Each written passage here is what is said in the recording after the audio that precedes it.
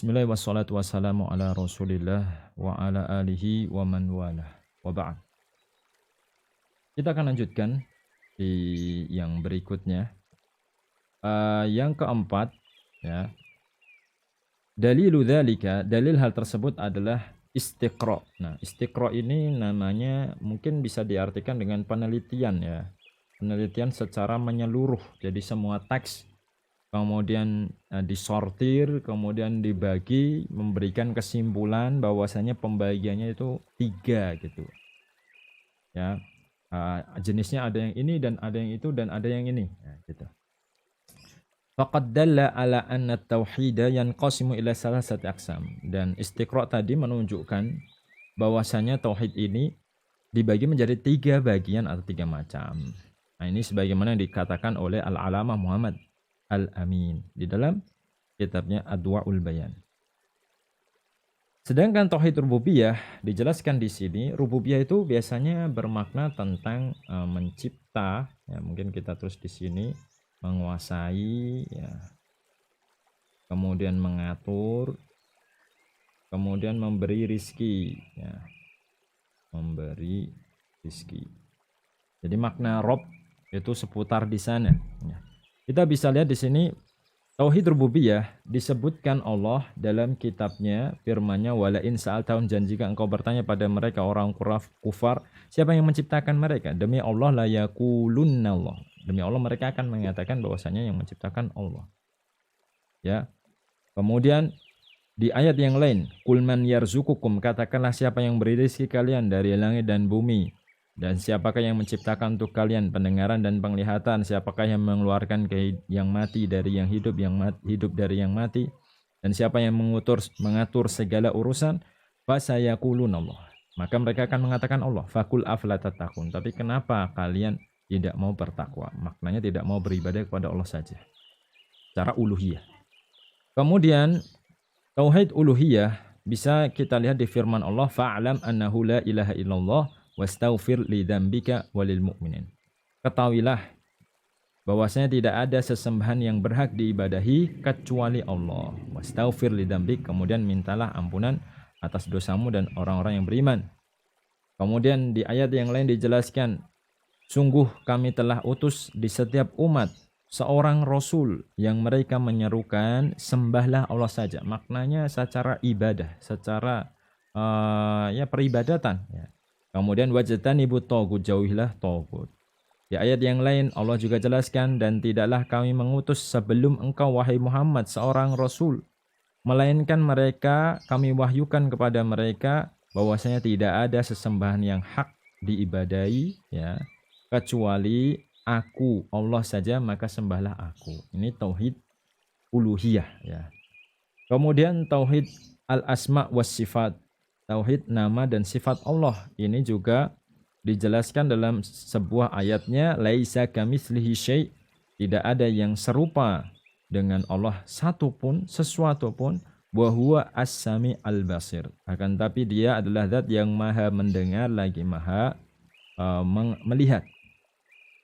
Kemudian dijelaskan di sini al-khamisah, pembagian tauhid ila salasati aqsam, menjadi 3 bagian, ya. Ada taksim al-istiqra'i lada mutaqaddimi, ya, mutaqaddimi ulama is-salaf. Dan pembagian 3 ini bukan pembagian yang baru, tetapi ini pembagian yang sudah diisyaratkan oleh ulama-ulama terdahulu belakangan. Asyara ilahi Ibnu Mandah. Ibnu Mandah menjelaskan, memberikan isyarat tentang hal tersebut. Ibnu Jarir at-Tabari dan yang selainnya. Kemudian dikuatkan juga oleh Syekhul Islam, kemudian Ibnul Qayyim, dan juga dikuatkan oleh ulama-ulama lainnya.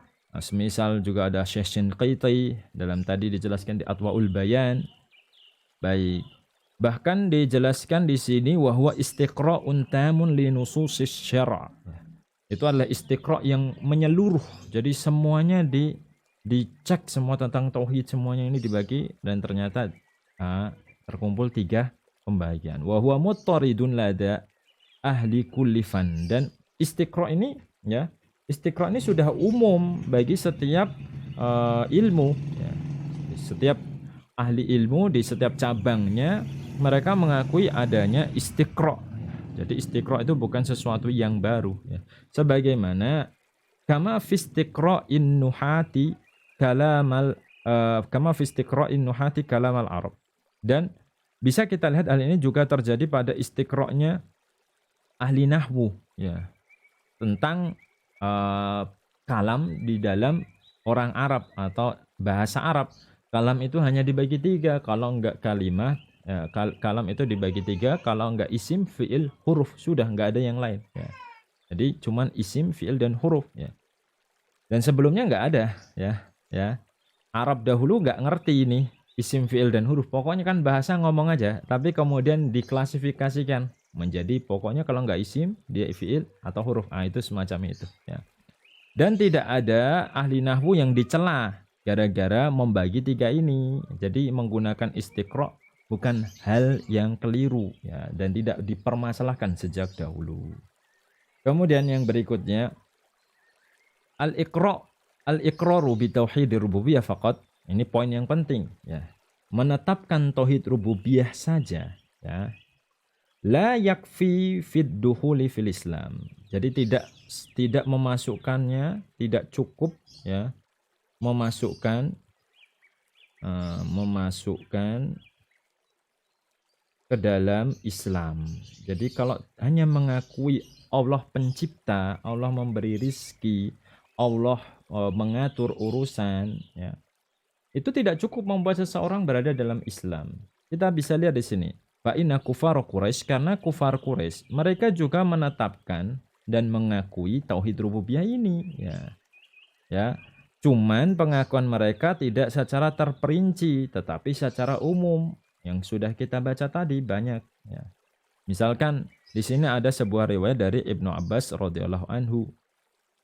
Ketika beliau menjelaskan tentang sebuah ayat di sini, mungkin di surat Al-Ankabut ayat 61 ini, tas'aluhum man khalaqahum wa man khalaqas samawati wal arda fayaquluna Allah. Kau bertanya kepada mereka, siapa yang menciptakan mereka? Siapa yang menciptakan langit dan bumi? Maka mereka akan mengatakan Allah. Fadzalika imanuhum, dan itulah iman mereka. Maksudnya yang di sini adalah rububiyah ya. Rububiyah. Wa hum ya'buduna ghairah. Tapi mereka beribadah kepada selain Allah. Dan di sini ya'budun di sini adalah uluhiyah ya, atau ilahiyah atau tauhid ibadah. Atau kita bisa lihat juga Fir'aun ya, iblis lah. Iblis mengetahui siapa yang menciptakan Allah, siapa menguasai Allah, siapa yang maha kuasa Allah. Tapi apakah iblis ya bisa dianggap tetap menjadi seorang yang muslim? Tidak. Jadi harus dia selain mentauhidkan Allah di dalam rububiyah, dia juga harus mentauhidkan Allah di dalam uluhiyah atau ibadah atau ilahiyah. Atau yang ketiga, mentauhidkan Allah dalam nama dan sifat-sifat Allah. Naam. Barakallahu fikum.